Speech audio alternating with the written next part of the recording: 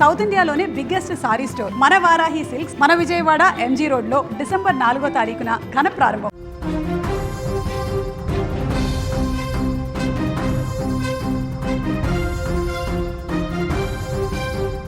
ఉదయం ఆఫీస్కు వెళ్ళేటప్పుడు అంతా బాగుంది.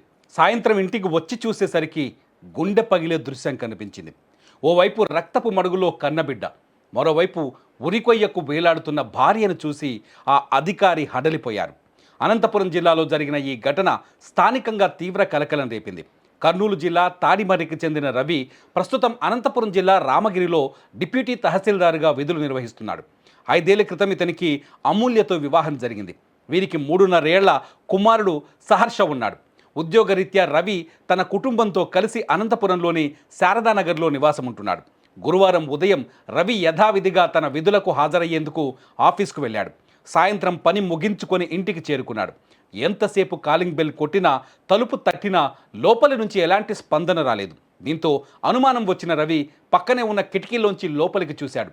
అంతే, ఒక్కసారిగా షాక్కు గురయ్యాడు. బెడ్రూమ్లో తన భార్య అమూల్య ఫ్యాన్కు ఉరేసుకొని వేలాడుతుండగా మంచంపై తన గారాల పట్టి శ్రీ సహర్ష రక్తపు మడుగులో విగత జీవిగా పడి ఉన్నాడు. ఇది చూసిన రవి కన్నీరు మున్నీరుగా విలపించాడు. కుటుంబ సమస్యల కారణంగానే ఈ ఘోరం జరిగి ఉంటుందని ప్రాథమికంగా భావిస్తున్నారు.